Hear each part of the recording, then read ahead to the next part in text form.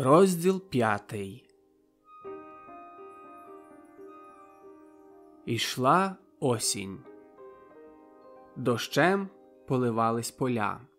Вітер отам з-під лісу виривавсь і біг шаленим бігом над селами і полями. Дерева шарпались, сердиті, злі. Поля терпіли мовчки. Хати на цей час приникли, заплющили очі, огортали з чим тільки могли. Ранками й вечорами курились димарі. Дим виривався і, схиливши голову, чим скоріше намагався сховатись за стріху, припасти до землі.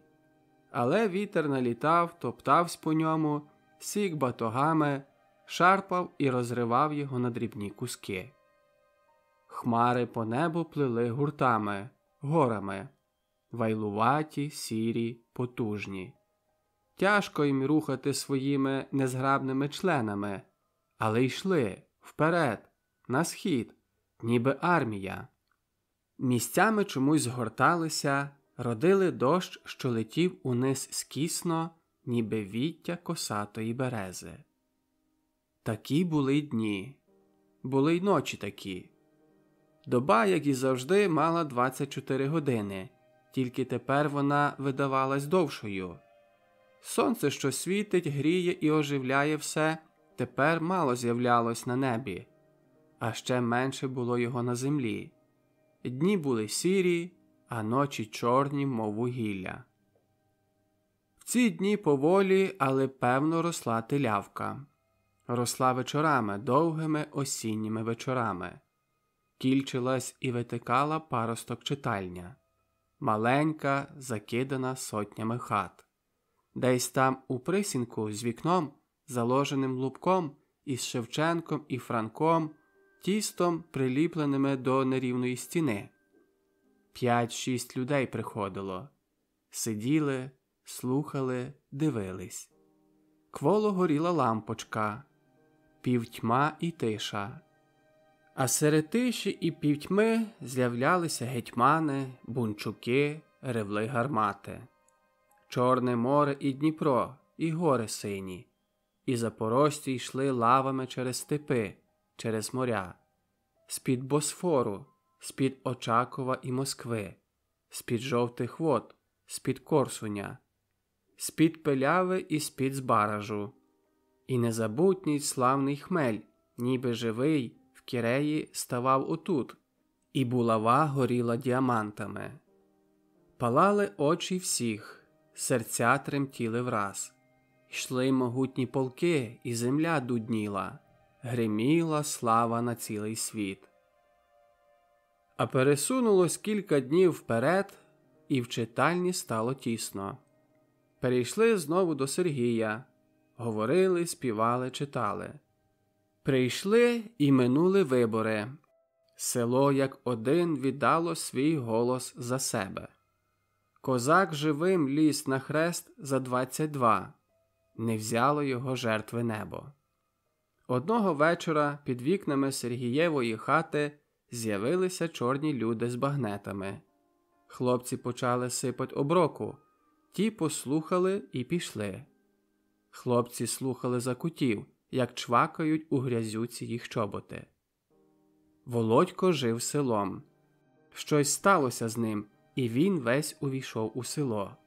Кохання, втіха молодості, буйне молоде товариство.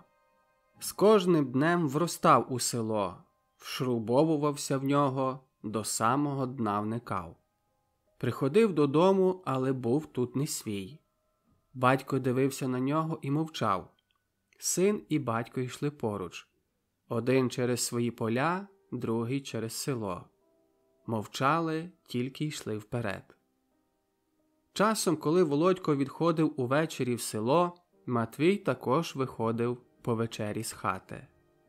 Обійшов, як звичайно, своє господарство, а після виходив трохи далі за дорогу на пригірок свого поля. Звідсіль найкраще видно село. Ось там воно лежить. Тепер ніч темна і нічого не видно, але Матвій і так знав, що там село. Там і Володько десь у тій темноті між тими хатами. Знав добре ті хати і тих людей, що в них живуть. Не завжди любив їх. Ще колись, коли чув силу в руках і грудях, не раз підганяв тих неповоротких дядьків. Не раз кляв їх останнім словом і знав за що. Знав глибоко всі їх хиби і іноді побоювався за свого сина.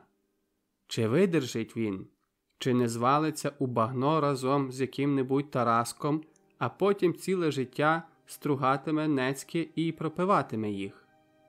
Тяжко було б батькові бачити свого сина не на тій дорозі, яку вже давно для нього вимріяв. «Ну», – завершав свої думки, – «рід наш був завжди міцний. Кожний з наших чоловіків мав не тільки руки та ноги, але й голову на в'язах. Чому якраз мій син мав би її стратити?» Це заспокоювало Матвія. Вертався, йшов подвір'ям, думав думу свою, шептався з різними духами, що наповнювали хату, клуню, кожний куток в господарстві. Все знав своє. Зо всім розмовляв, як із живим. Все шанував однаково – і корову, і курку, і ту машину, і навіть той кусень дерева. Все, що тут на подвір'ї, все це потрібне, значить і ціну має. Після Матвій говорив голосно з Богом. І тут любив ясність. Кожне слово вимовляв трезво, повно. Не любив дрібних, звичайних молитов, любив псальми. У них говорилось до Бога гарною, вибраною мовою. Кожне слово, мов ядерне пшеничне зерно. «Ех, якось треба ще дотягнуть, поки той підросте», – думав лягаючи. А кості все частіше і частіше відмовляються носити грішне тіло. Не шанувалось їх колись, тепер віддячуються. Тихо ставало на хуторі Матвія. Тільки вітер дув, свистав між дилями, та час від часу гавкав пундик. Матвій натягав на голову кожуха і засипав. Прийшли запусти. Парубки не можуть пустити цей день у небуття, не прогулявши його до решти. Простора хата Демида не вміщає молодого народу. Бовхає здоровенний бубон, реве труба, кларнет випускає високу ноту. По втоптаній мокрій долівці йдуть трусячка. Надворі холодний дощ і грязюка. Сонце виглянуло було на короткий час, поки знову не наповзла на нього велетенська, мов сива ведмедиця хмарина. Всі тиснуться до сіней, до хати. У коморі також повно. Там старші парубки частуються, а між ними і Володько. Мала шкляночка кружляє від одного до другого. «Дай Бог!» І лигнув. Щелепи швидко працюють, розжовуючи закуску. Пляшка одна за одною підходять. Кіндрат тріскає дном об долоню, вилітає корок. Далі «Дай Бог!»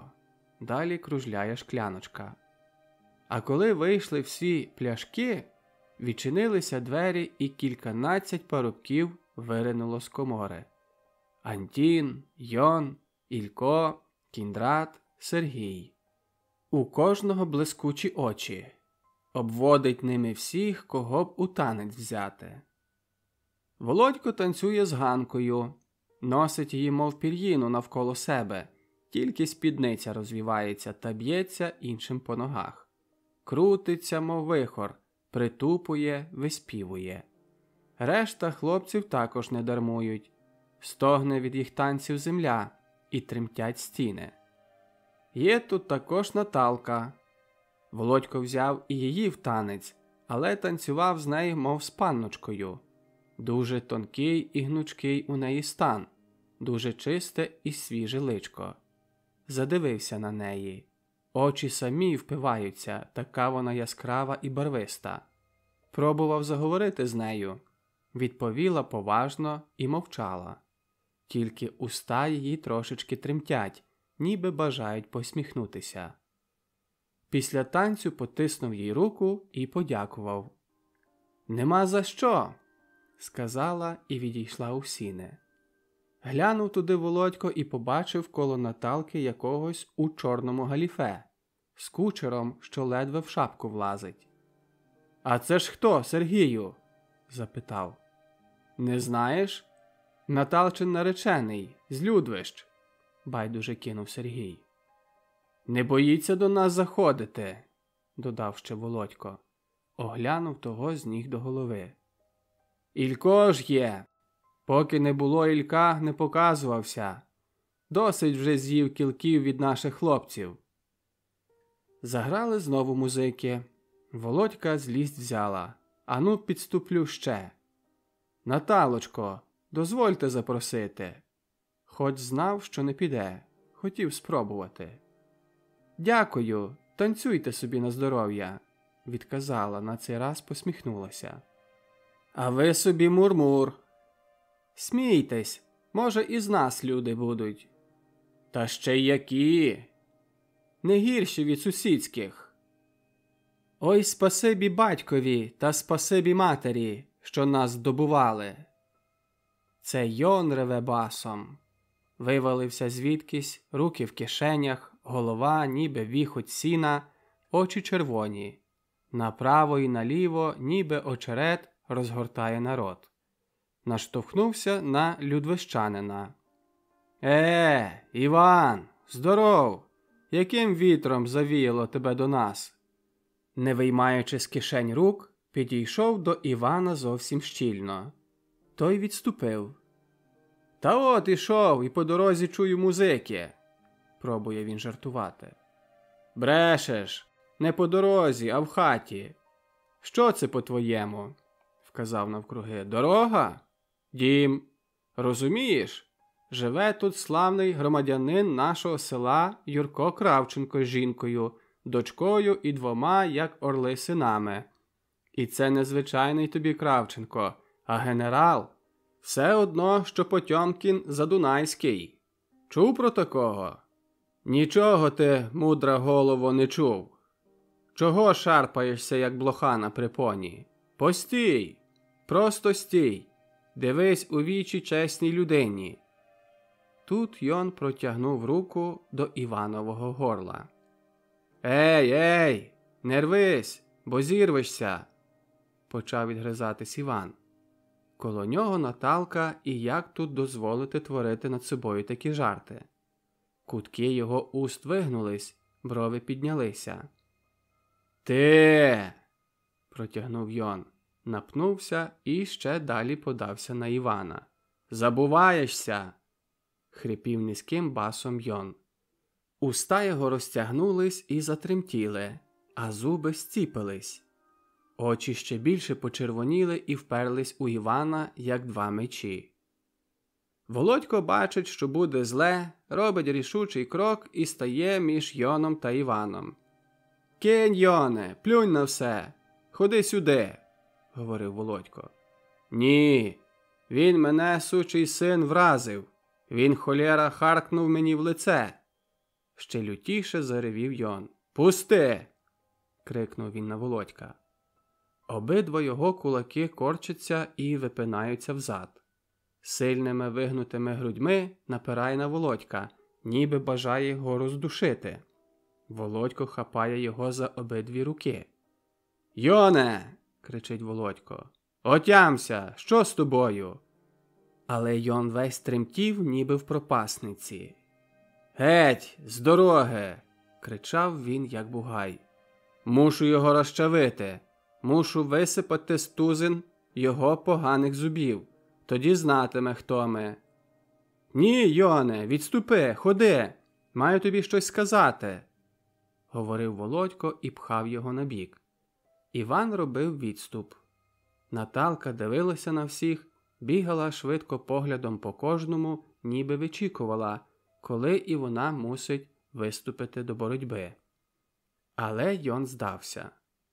«Що хоч?» – ревів він перед Володьком. «Хоч, щоб і тебе чалапнув?»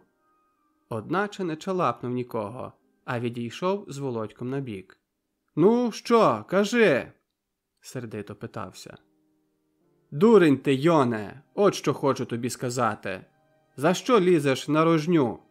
За ту людвиську гниду? Не соромишся? Чого до нього вчепився? Так само відповів і гостро дивився Володько. Чого? Не знаєш? Як сміє у наше село заходити? І до того сам.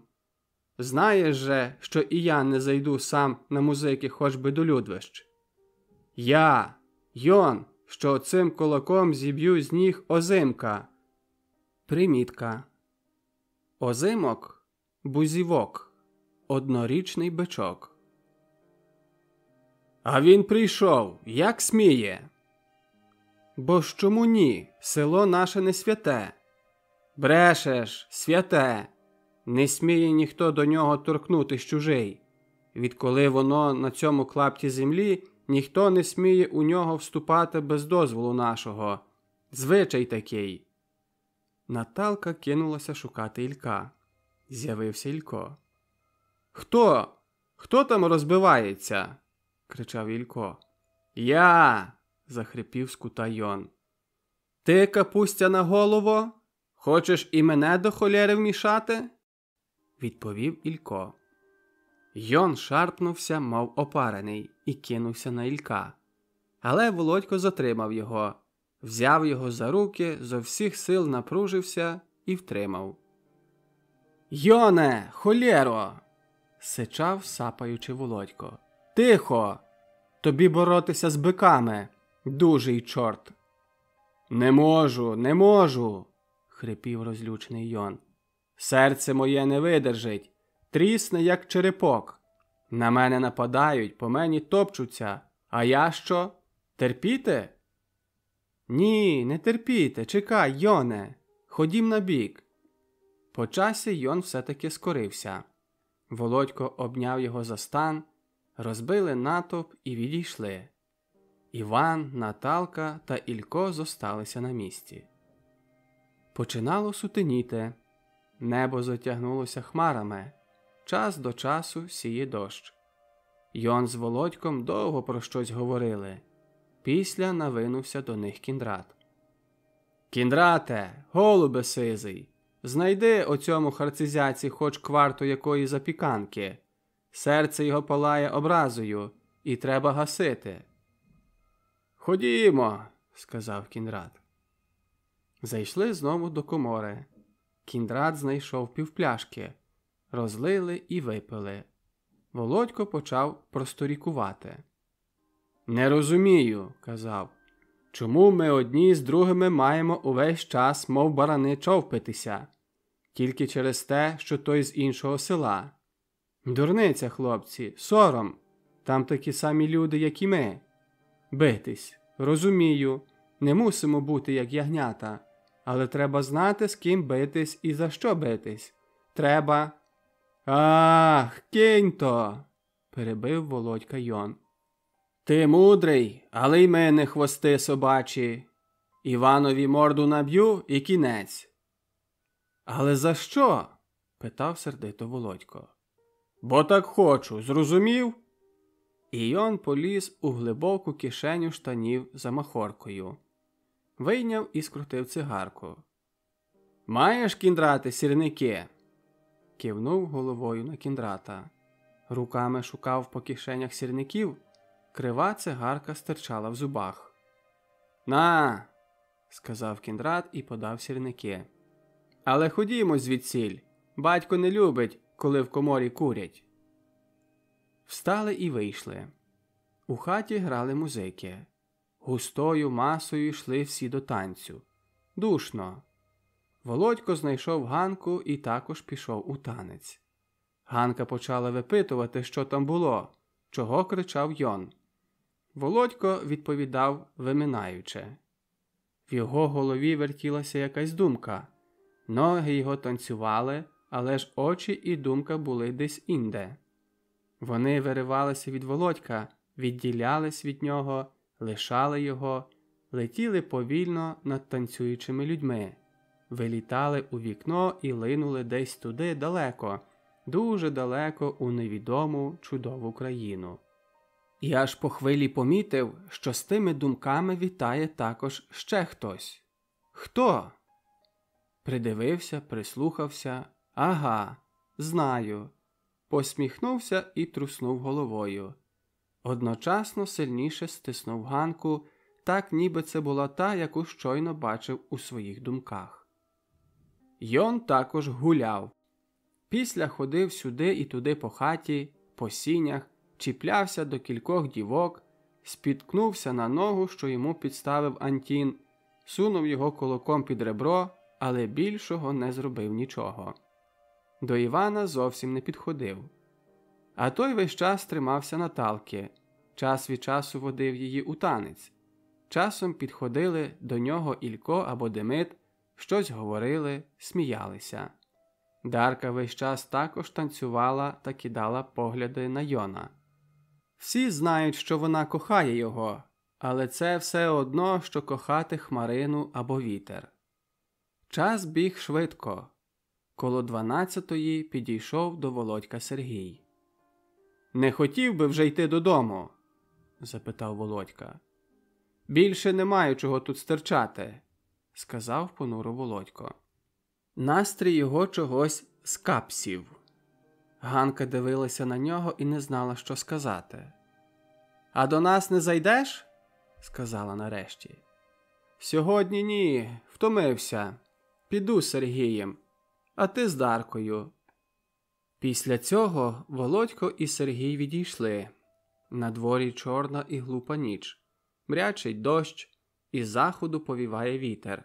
По всіх хатах вже сплять. Йшли спочатку мовчки. Сергій ішов перед Володьком, чвакав чобітьми по грязюці, але темнота майже ховала його сперед очей. Тільки час від часу Володько уловлює обрис Сергієвої спини і чобіт. Перейшли перед хатою Никона, і Володько згадав його. Чомусь не бачив його на музиках. «Сергію!» – промовив Володько. «Чого?» – озвався з темноти голос. «А не знаєш, де подівся Никон? Його ж не було у Демида». Сергій довгий час не відповідає. Дійшли до місця, де мають розійтися. «Як хоч, – сказав Сергій, – зайди на хвилину до мене». «А не буде пізно?» – відповів Володько. «Скажу тобі про Никона». Хата Сергієва зараз за Никоновою. Вузенька, огороджена хворостяним плотом, вуличка веде до неї. Вправо садочок, тих кілька випадково втицнутих деревин.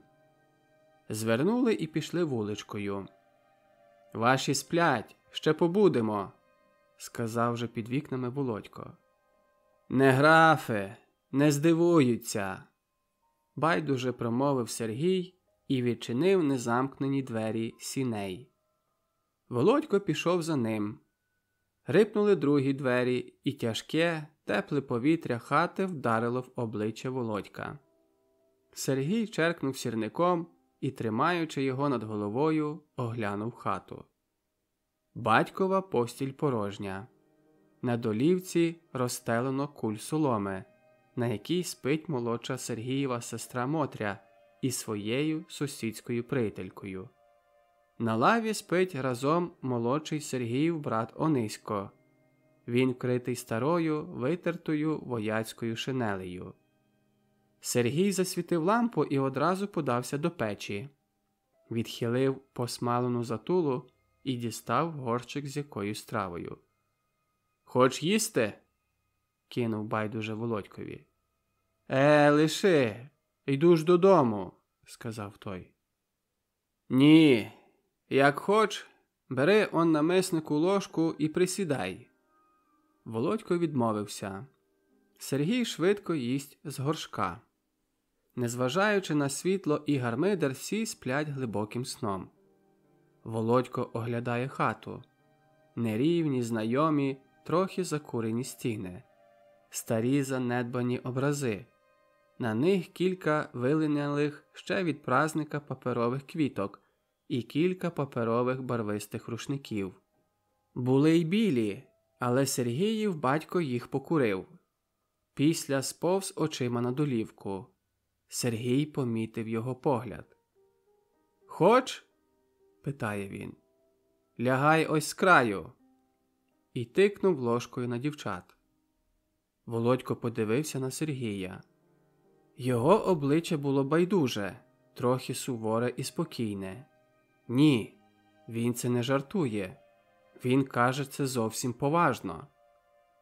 «Ти мав говорити мені про Никона?» – сказав Володько. Сергій не відповів, тільки все черпав ложкою в горшку і швидко жував. Була глибока мовчанка. Ось одна з дівчат заворушилася, щось пробурмотіла зі сну, і одно її коліно виглянуло з-під рядна. Ніхто не звернув на це уваги. Сергій довго їв, а докінчивши сказав: «Ну, нарешті за цілий день трохи напхався. А тепер підемо до клуні, я там сплю». Зняв з полиці електричного ліхтарика, згасив лампу і обидва вийшли. Перейшли до клуні. У правому засторонку на купі околоту Сергієва постіль. Рядно, зім'ята без наволочки подушка і старий кожух. Сергій освітив свою постіль. Після тік. На току стоїть віз, збоку січкарня і кілька міхів із січкою. «Сідай!» – посвітив Сергій на мішки і сам сів. «Вже, мабуть, пізно, співають півні. Дощ, холєра, як найнявся. Не закуриш?» – казав він. «Ні. Хіба у клуні можна?» «Нічого. Я курю люльку. Понюхай, як пахне. Як Тараскова шапка». Тут, мабуть, Сергій криво посміхнувся. «Собака десь бреше. Певно, Кіндрат подався до Теклі». «А батько ж де?» – запитав Володько. «На Угорську. Мабуть, напився і заночував. Теклю знаєш?» «Розуміється. До неї ціле село ходить. Цими днями хлопці витягнули від неї батька. А Никона, знаєш, забрала поліція», – спокійно сказав Сергій. «Поліція? За що?» – здивувався Володько. «У тієї самої Теклі вкрали теличку. Вона твердить, що то Никон». «А як ти думаєш, може це бути?» «Який там чорт?» – перебив Володька Сергій вже сердито. «Теличку вкрав Никонів швагір, що також у Теклі ночував. Вони тільки всі на Никона, бо Никон не може терпіти того всього. Що там робиться, не дай Бог. Та Текля. Ти ж тільки подумай. Мій батько – раз. Никонів швагер – два. Часом Кіндрат – три. А до того всього, скільки там хлопців кожної ночі попід вікнами – ганьба. Мій батько все до неї переносить. Я не можу через нього одружитися з Мокриною. На Никона вони тепер всі. Батько свідчить проти нього, Текля проти нього. Той не може вказати на свого швагра, от і попав у злодії». «Чому не може проти швагра?» – запитав Володько. «Шкода сестри. Минулого року щойно вийшов з тюрми. Тепер знову забрали б. А в сестри його 3 дітей». Тут Сергій замовк, а по часі продовжував. «Я записався за свідка, що минулої ночі ходив разом з Никоном на вечорниці. Мушу свідчити. Ах, брате, село наше темне, як ніч, як дерево. Тут праці треба. Тут треба страшної праці. Тут, брате, треба когось, щоб не боявся всього того. Бруду, розпусти, брехні, пияцтва. Я читав недавно, як один лікар лікував народ від холєри. Сам один серед безлічі трупів, де на кожному місці смерть, де кожне дихання смерть. А все-таки той не боявся. І тут треба такого. І от я тобі, Володьку, кажу, добре, що ти остався з нами. І коли ти підеш, все залишиться, як було. 1000 літ було так і знову так станеться. А не злякаєшся, пізнаєш нас і видержиш, ми врятовані. Нам треба тільки початку, нас тільки рухнути треба, а далі вже піде, коли б тільки не припинили. Оцього я й боюсь, сказав Володько. Я не піду тепер, видержу. Я знаю, що треба робити, але влада... Ми думаємо так, а там інакше. Але треба бодай почати. Понуро звучав Сергіїв голос. О, це безперечно. Ми ж почали. У нас все йде як по дроті. Ми маємо сили. Наші парубки золото. Подивись на них. Це сила, відвага, розум. Але що з того? Як не піднімемося тепер, не зробимо цього скоро. Колись всі кидали село. Як тільки з'явився хто розумніший, одразу пішов у світ. А Росія була велика. Курко десь у Петрограді служив у банку. Мефоль, Сорока, у Владивостоці на залізниці. Федір був лісничим. Брат Йона у большевиків командує бригадою. Хто тут хотів сидіти? Хіба, коли б не ці відносини, ти тут залишився б? Ніколи. Та й я, напевно, знайшов би собі трохи краще місце на землі. Тепер всі до села вертаються. Федір он вже ставить хату, на його місце дали когось із заходу. Викидають нас, нікуди не приймають. Ну, куди йти? В бандити, хіба ні? Сергій на хвильку замовк. Володько мовчав також. Це, брате, Волинь, байдуже проговорив Володько. Серед пітьми і тиші ці слова прозвучали особливо. Чути, як Сергій сплюнув. По короткій мовчанці Володько добавив. Я міркую так. Чого конечно в бандити? Є що робити. Є, друже. Є праця. Тут, між нами. Ти сам знаєш. Можливо, ці роки і зроблять нас, дурних баранів, трохи ліпшою звіриною. А Йон? Нагло змінив Сергій мову. Ну, що ти думаєш? Він тобі сьогодні піддався. Такого ще з ним не бувало. Та ж він міг би звалити тебе одним помахом кулака. Володько сам собі посміхнувся. Кулак не завжди найбільша сила. Смішно, говорив Сергій. Попручався, побурчав і підгорнув хвоста. І плаща гумового купив. Зовсім як твій. Навіть краватка подібна. Має Іван щастя. Інакше Йон збив би його на квашу. Він же також стріляє за Наталкою. Хто? Швидко запитав Володько. А Йон! Я знаю, хоч він такого не казав. Я раз приніс Наталці книжки. Вона читає? Перебив його Володько. Так, і багато. Вона мудра дівка. А скільки знає пісень, цікавих, старих, десь там у Тительківцях навчилась. А Йона не любить. А Івана? Хто знає. Він гарний і багатий. А у Наталки одна краса. Правда, має ще 2 сестри і 5 братів. І це на 3 десятинах. Ілько заробляє поденщиною. Володько мовчав. Потім розмовляли про Никона, про Сергієвого батька.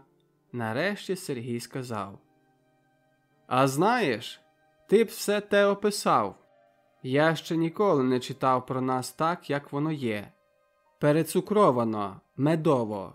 Люди, янголи або шалапути. А ти додай крові, нашої, селянської, густої. Побачимо, відповів на це Володько. Тепер піду, попрощався і відійшов. Було пізно. Село спало глибоким сном. Навкруги велика, чорна тиша. Матвій зібрався молотити. Дощ трохи перестав. Зранку Володько пішов у село покликати до машини Катерину. Коли вернувся, застав на подвір'ї екзекутора Веслоцького. Він говорив з батьком крикливою мовою по-московському і весь час матюкався. Володько прийшов на двір, сказав «добрий день» і пішов собі до своєї роботи. На Веслоцького не звернув ніякої уваги. «Це ваш син?» – запитав той Матвія. «Мій!» – відповів Матвій. «Хотів вчити, але так сталося», – не договорив свого. «Бомки тепер стріляє», – говорив Веслоцький. «Чув я про нього. Ним цікавиться поліція. Видно, Матвію, не дуже давайте йому волю». Володько був у клуні і цю розмову чув. Знав і чув також досить про Веслоцького. Колишній царський держиморда, ніби полковник чи щось.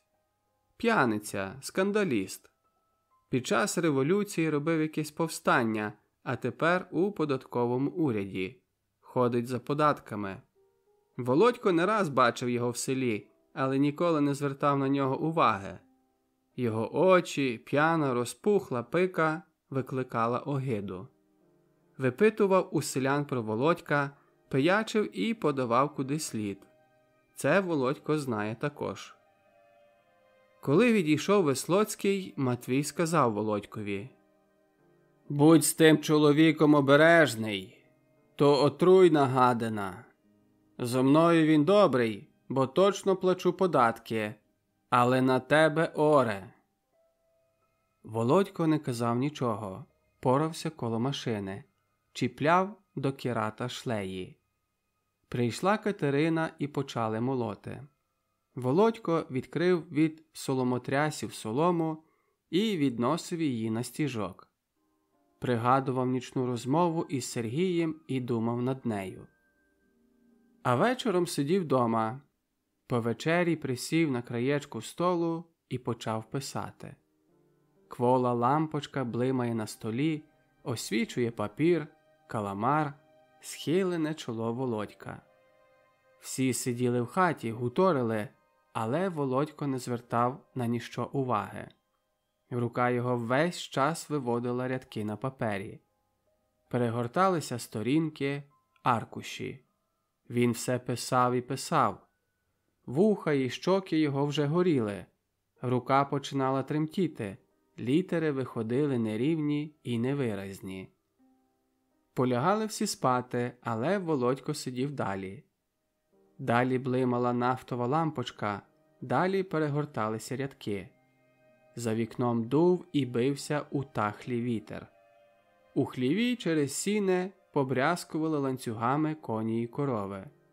На ліжку рівно дихала мати і Василина. А Володько все писав. Хотів списати все, що бачать його очі, що чують вуха. Хотів зробити великий протокол, щоб приставити його на суд історії.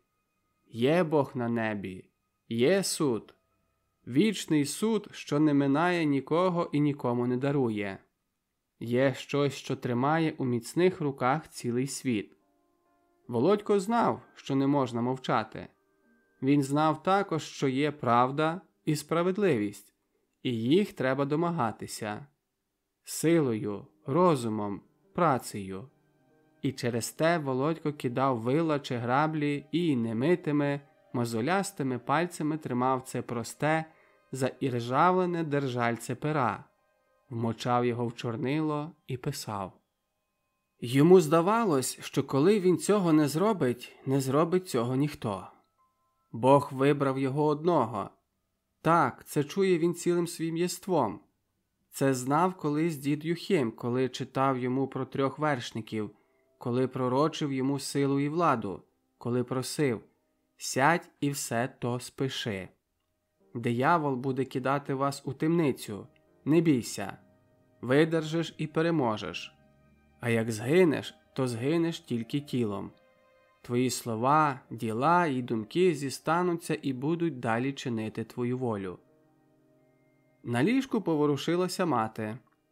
Розплющила очі, побачила у хаті світло, побачила схиленого над столом сина. «Боже, Боже, дитино! Що ти собі думаєш? Вже треті півні співають. Чи ти з того хліб будеш їсти, чи що? Всю кірасіну випалиш!»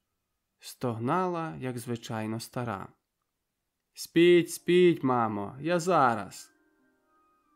Відірвався від столу, встав. Після ще довго стояв і дивився перед себе. Чоло йому нахмурене, часом на очі насуваються густі брови, але уста посміхаються, здається, що він чогось радіє. Здається, що там у тій далечині, куди сягає його зір, бачить щось таке, що радує його душу і зміцнює велику його віру в себе. Після пішов до клуні і заснув. На другий день знову молотили. А ввечері Володько зібрався і пішов у село. У Сергія застав цілу юрбу парубків.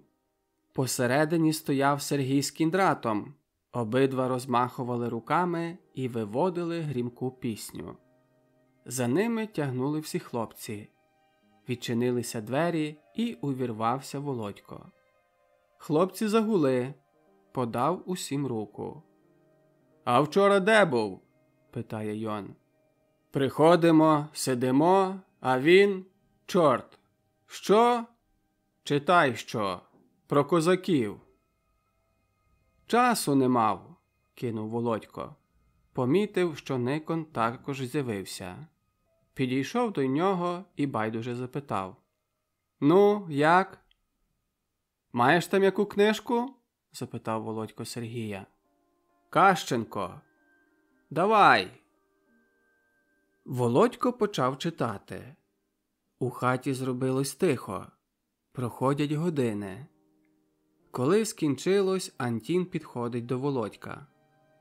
«Чи не дав би ти ту книжку мені?» – питає. «На цигарки?»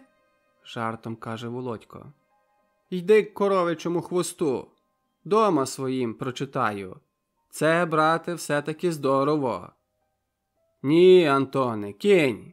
Книгу беру я», – рішуче заявив Йон. «Володьку, я!» І він вдарив себе кулаком в груди. «Антін перший сказав, він і бере. Ти візьмеш після», – сказав Володько. «Ну, чекай, я тобі цього не дарую», – образився Йон. Але після всього підходить до Володька. «Слух, не хоч з нами?» «До Євдошки?» – посміхається Володько. «А хоч би. Там же Гануся, Гуся-Сюся. Ні? Дівка, але проти Наталки нуль. Ні? Відступи, нечистий, не спокушай!» Басом, жартівливо насупившись, проговорив Володько. «Йдемо!» Парубки насунули шапки і вийшли. Дорогою болото, через те звернули на городи.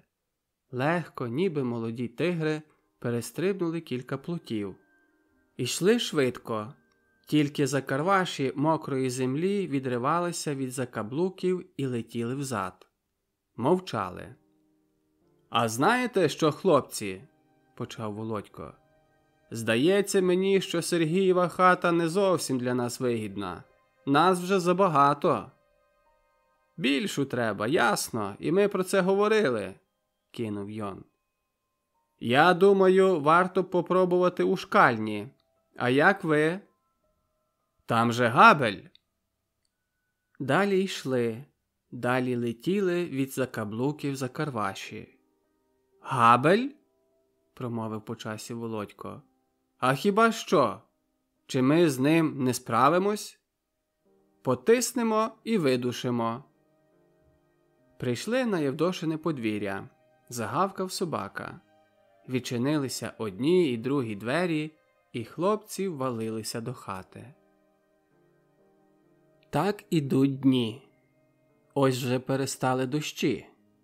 Дерева обкидали листя, ночі хрусталіють приморозками. Ще далі і починає замерзати земля. Худобу виганяють на заврунені пшеницею чи житом поля. Одного ранку небо почало хмаритись, але хмари не летіли розшарпані, як це було до цього часу. Десь взялися з півночі, рівномірно заложили небо олов'яно-сірою дергою. Майже тихо. Земля замерзла, дерева стоять спокійно. Починає трошки теплішати. Ось десь вирвалась одна сніжина. Летіла вниз поволі, довго летіла у повітрі і десь зачепилась. За нею з'явилась друга. Ще кілька хвилин, і їх вже цілий рій. Відриваються від сірого, зовсім низького неба і падають химерно. На землі з'явився легкий пушок. Все навкруги принишкло, ніби заслухалось. Село замовкло, тільки десь-не десь на току пацають ціпи. Часом десь заспіває півень або загавкає собака. Поза цим зовсім тихо, тільки сніжинки легко, химерно спадають, крутяться, переплітаються і припадають до землі. Добре вслухавшись, чути їх ледве чутний шелест. Приємний, спокійний і рівномірний шепіт білих кристаликів, що десь там вгорі створились і падають людям під ноги. До вечора вже скрізь біло. Зі школи біжать школярі, репетують, топчуться по м'якому снігу, кидаються ним. Он там же хтось поїхав саньми по воду. Коні весело і нечутно біжать, попирхають, а полозя саней ще не зовсім легко ховзають по дорозі. Очі ще не звикли дивитися на такий білий і чистий світ. І коли вечір прийшов, не було вже так чорно навкруги, як до цього часу. Земля, стріхи, дерева – все те дбайливо окутане м'якою, білою периною. Ніч м'яка, спокійна, тільки з димарів на хатах зводиться і піднімається дим, і десь там ген під сірим небом зникає. Прийшла гарна, весела зима. Вже кілька років не було такої. Тільки перед Миколою почались перші метелиці. Матвій закупив на хату цеглу, і Володько перевозив її саньми. Вже кілька років стягається потрохи на хату, і все не можна її розпочати будувати. Докучила вже та буда.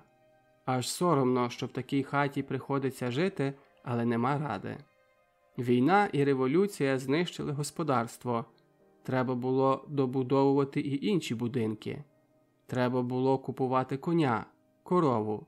Треба було зробити нового воза. Скрізь треба, а гроші на дорозі не валяються. Треба десь заробити, а де ті заробітки? Не продаси, який там пуд тієї пашні, не будеш мати. А тут і пуди не дуже так сипали.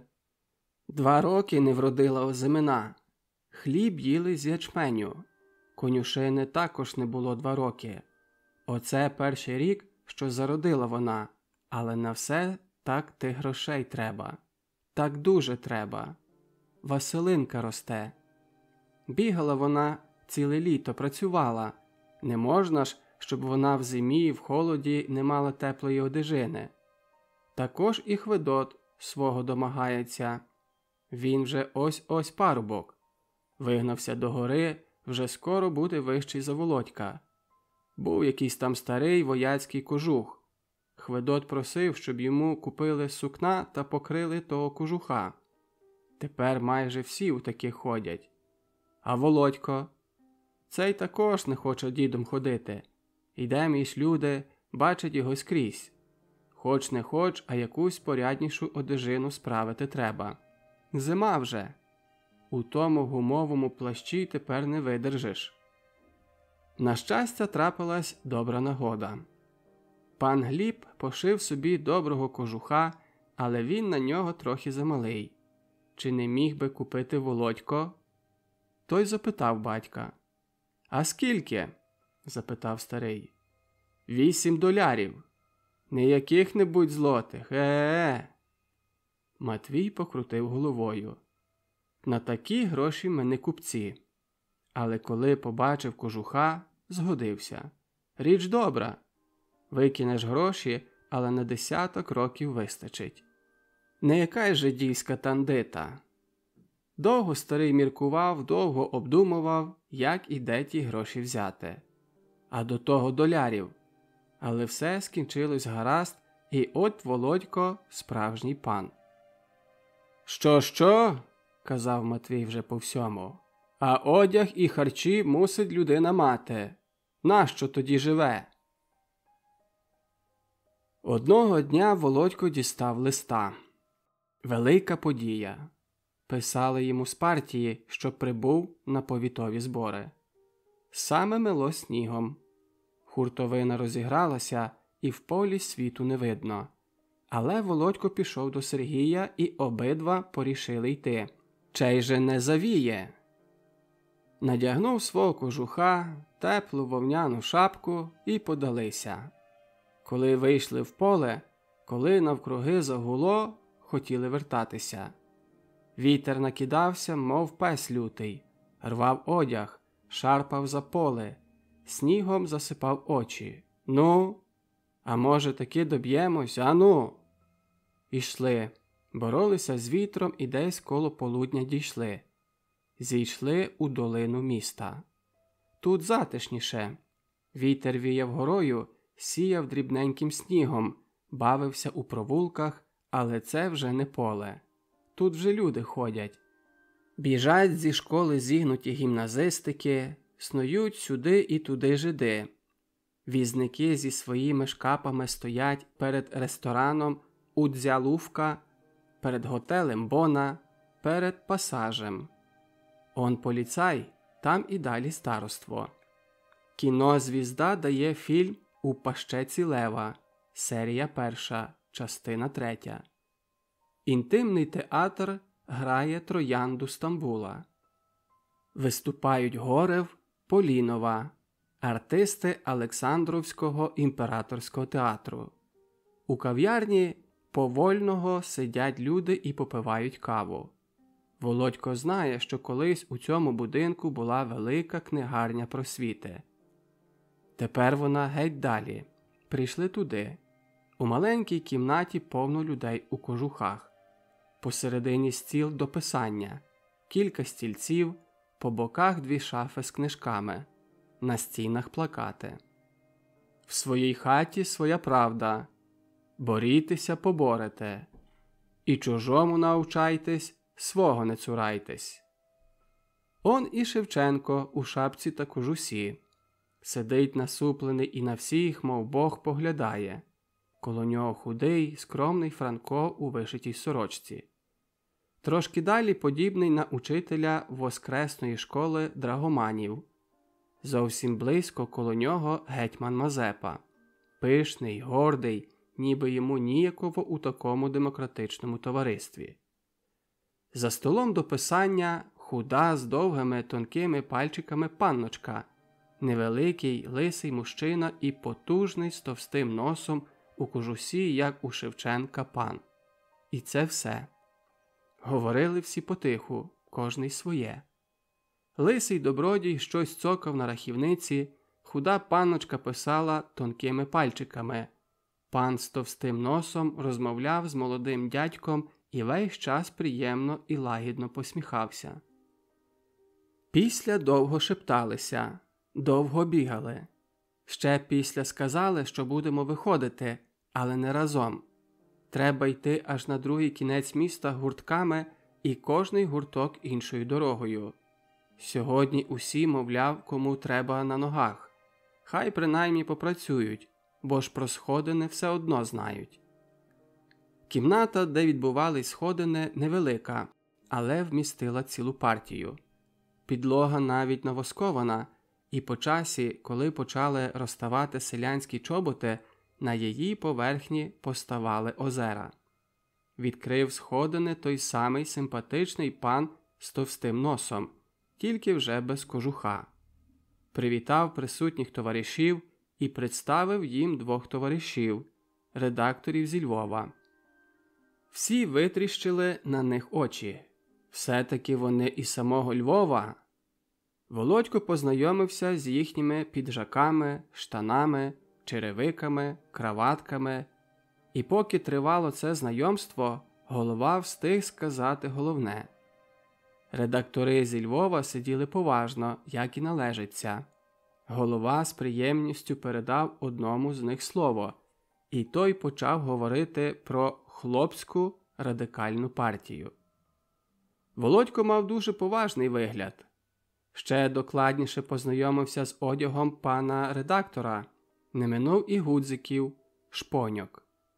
Зауважив, як ворушаться губи, особливо нижня, як моргають короткі вусики. Після досить довго стримав свій погляд на бородавці на лівій щоці. Він сидів спереду і міг бачити редакторові львівські черевики і широкими носками. Володько подумав: от, ще вчора ті черевики ходили по вулицях Львова, а я не можу там бути. Певно, велике місто. Цікаво побачити трамваї. Одна шнурівка черевика, здається, порвана і зв'язана. А цікаво, у кого вони ночують? Знову мигнула думка. Після та сама думка захопилася словом «хлопи». Далі перескочила на щось інше, ще далі знову на інше. І коли редактор сказав: «Але, дорогі мої товариші, про це розкаже вам мій колега, якому і передаю своє слово». Володько отямився, витріщив очі, трошки заплескав і дивився, як товариш-редактор, обтираючи хустинкою чоло, сідає на своє місце. Другий товариш-редактор говорив досить довго. Люди намерзлися, у кімнаті тепло. Через те над всім всевладно панував сон. Видно було, як він літає над всіма, і ніби великий прозорий метелик спадає на ту чи на іншу голову. Голова починала ворушитись і кивати, ніби квітка під тягарем, після трошки хилитись додолу. Тоді товариш-редактор збільшував голос, починав швидше нищити буржуазію цілого світу, відчайдушніше кликати до міжнародної солідарності всіх працюючих, і тоді голова скидала сон, що знімався і відлітав десь на іншу голову. Це тривало досить довго. Засвітили лампу. Редактор скінчив. Починалися звідомлення з місць. Прийшла черга і на Володька. Він встав і, дивлячись на львівського редактора, не знав, що йому сказати. «От», – подумав редактор, – «із таких туманів складається тут наша партія». Але терпеливо чекав, поки Володько щось скаже. «У нас», – почав він несміливо і обережно, – «для партійної роботи зовсім непідготовлений ґрунт. У нас, мовляв, треба перш усього культурно-освітньої, а по-друге, національно-освідомляючої роботи». Здається, Володько так і сказав, хоча він так хвилювався, що тратив свої слова зараз, як тільки вони родилися на світ Божий. Товариш-редактор терпеливо чекав, поки той виговорить свої нісенітниці, щось записував до записника, і коли нарешті Володько сів, промовив: «Ну, а тепер ви, товаришу».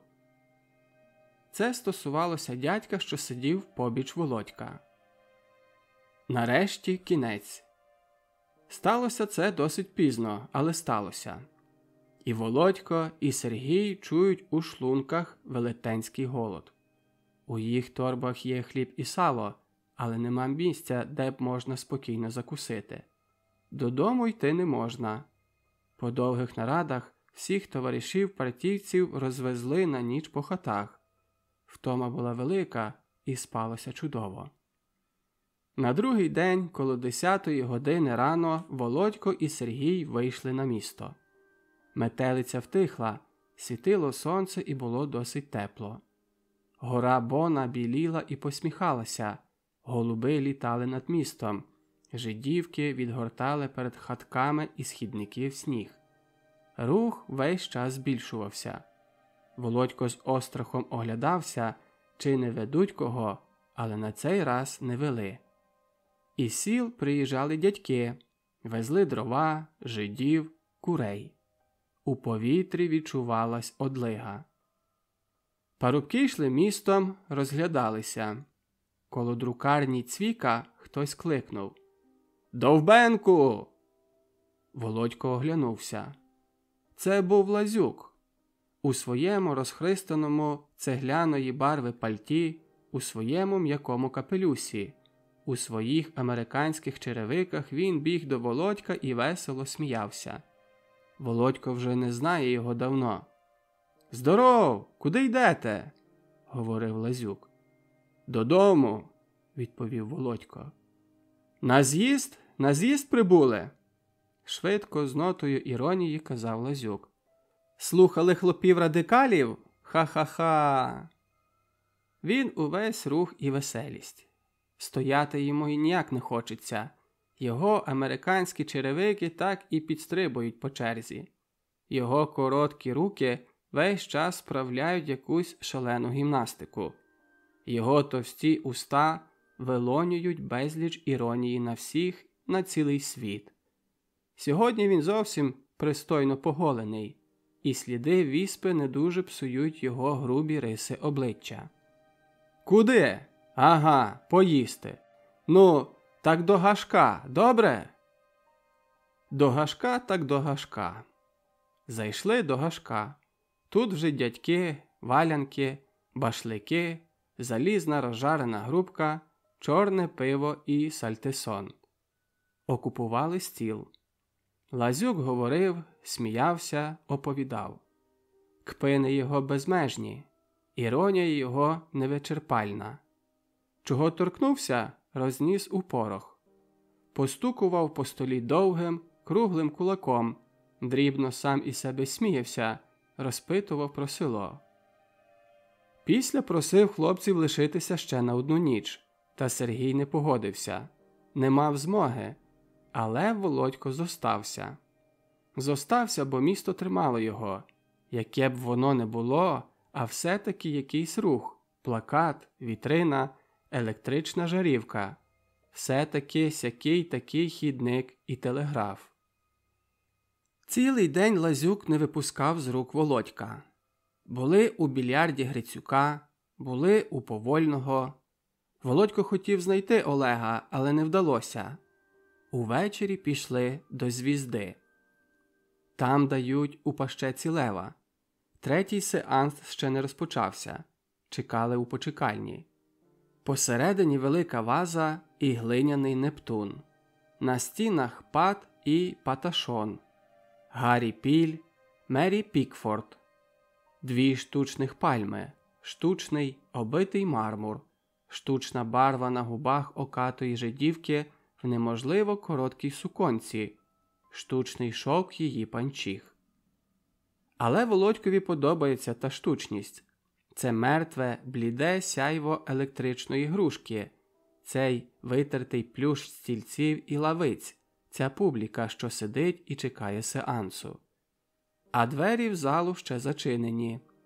Чути дзерчання фільмового апарату і звуки піаніно. Ось вони цяпають повільно і рідко, то знову зриваються, буряться, гудуть, біжать шалено, ніби зграя звірини. Володькова уява малює вже привабливі картини, і поволі все навкруги никне перед їх маєстатом. Сеанс кінчається. Відчиняються навстіж двері, і з них натовпом ринуть люди.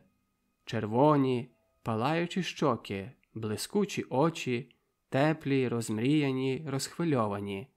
Вони тільки що вернулися з далеких мандрівок і ще не вірять, що вони тут, у Крем'янці.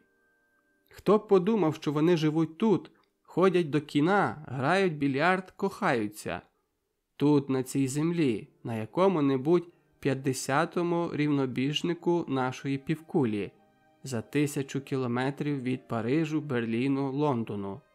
Десь там далеко-далеко поганеньке містечко, а все-таки воно живе, все-таки пнеться. Хіба ті панночки не в таких самих коротких суконках, як у Парижі чи Лондоні? Хіба не так само барвлять уста чи стрижуть волосся?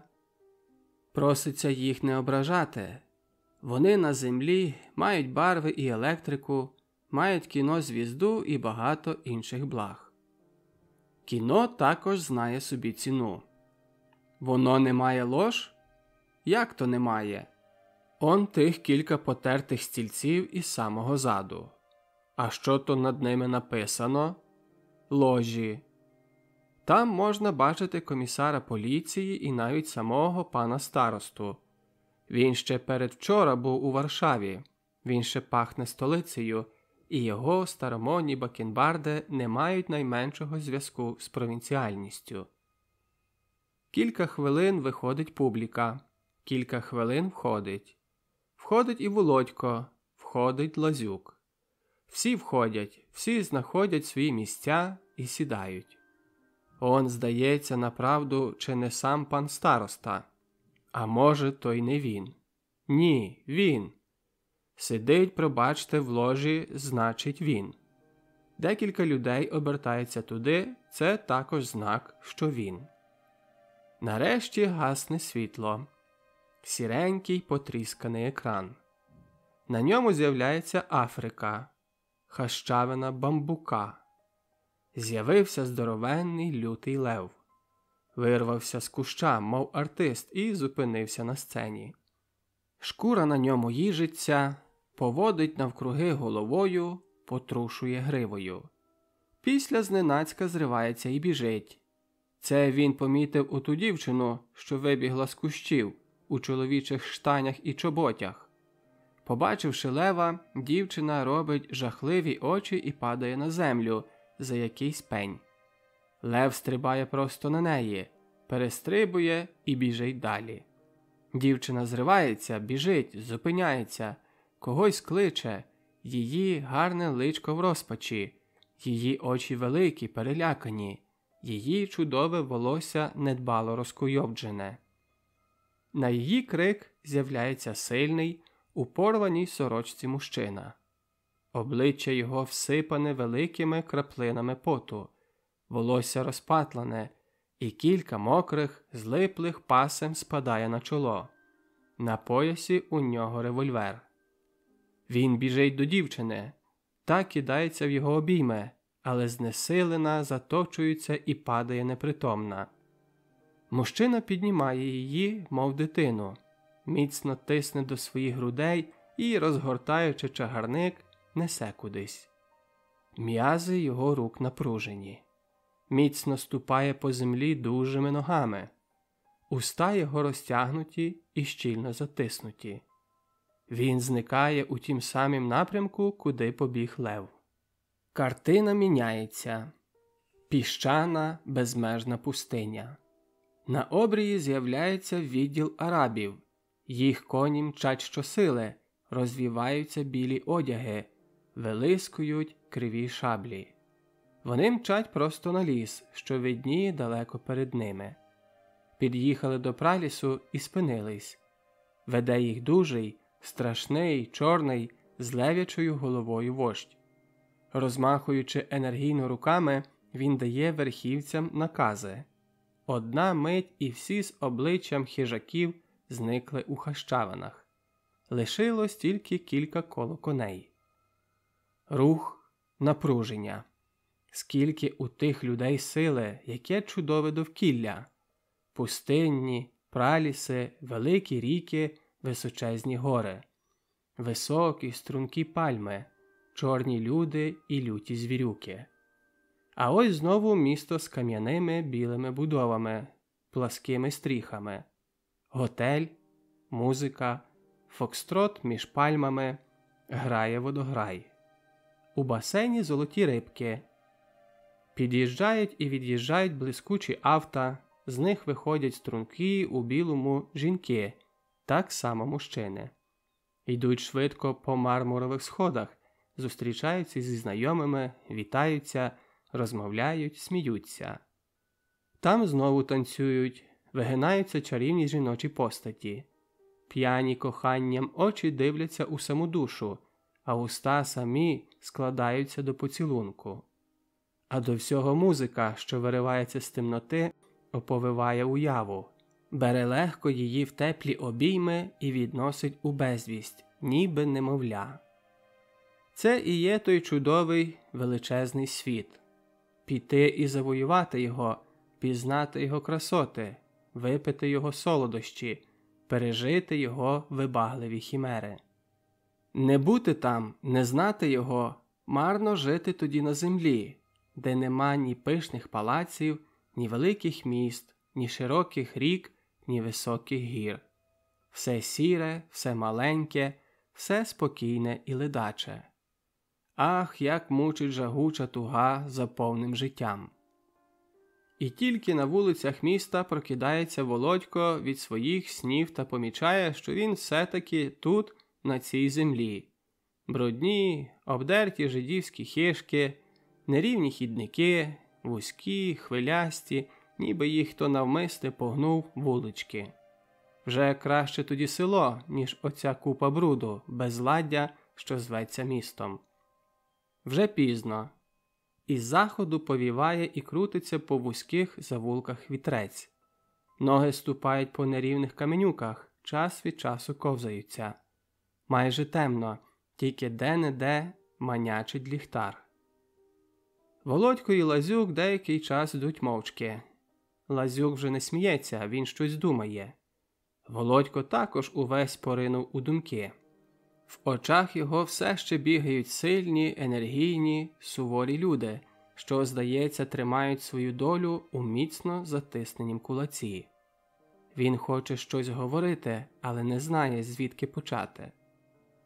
Розговорилися аж на помешканні Лазюка. Випили прохололий чай. Лазюк закурив, пропонував Володькові, але той відмовився. «Так, дорогий мій», – почав Лазюк, ніби продовжуючи свою думку. «Від нас самих залежить, чи виплутаємося ми з цього стану, в якому тепер опинились, чи залишимось і надалі оцім порожнім на планеті місцем, що його сьогодні репрезентуємо. Я над цим думав, ви, мабуть, також думали, всі ми думаємо. Не раз і не два стукалися мені до голови думка. Звідки і як почати? Із села? З міста? Від хлопа? Від інтелігента? З просвіти чи з бомби? І прийшов до одного висновку. Звідки б його не починати, нам усім бракує одного – знання. Треба йти і учитися, треба не боятися ризику, треба здобути своє всіма засобами. Треба братися тільки за те, до чого прагне душа. Треба пізнати великий Божий світ. Треба пізнати себе, нас, кожного дядька. Нас є досить. Ми є також не дурні, не сліпі і не глухі. Наші голови створені також не тільки для того, щоб добре за них нас вішати, а також для того, щоб думати і розуміти. Ми мусимо йти у світ і мусимо бути тут. Ми мусимо наповнити собою всі краї, всі народи. На кожному кроці мусимо, мов крапля камінь, довбати вперту і послідовну людську байдужість. Тут, у нас, і там, у світі. І всі наші починання мусять бути великі розміром, глибокі думкою, відповідні до величі нашого народу. 45 мільйонів, 45 мільйонів голів, 45 мільйонів сердець. Вдумайтесь, чоловіче, у те число. Уявіть собі його. Сядьте, напишіть собі його на папері і розложіть в уяві на 45 мільйонів людських одиниць. Зважте їх фізичну силу, зрозумійте масу, їх думки, відчуйте биття їх сердець. Боже мій! Та ж ви, коли маєте хоч зерно уяви, мусите жахнутись від величі народу, до якого належите. Обійміть уявою місце, що той народ займає на землі. Боже мій! Та ж це велич! Володько вже не раз слухав мову цієї людини. Ті слова, ті звуки. Він знає їх на пам'ять, одначе він слухає далі. слухає, бо треба це чути. У вухах мусить завжди звучати та болюча музика. Розшарпаний народ. Як часто він вживає ці вирази? Але що зробити? Куди від них втекти? Границі, навкруги границі. Сиділи один проти одного, а в обох одні думки. Часом Лазюк вставав, часом ходив. Рухами рук витичував перед своїм молодим гостем його життєву дорогу. Заснули пізно. На другий день Володько вертається додому. Було гарно, сонячно, тихо. В деяких місцях вітер позносив з піль сніг. В інших знову лежали хвилясті замети. Нерівна дорога тікала сперед очей і десь далеко на обрію зникала.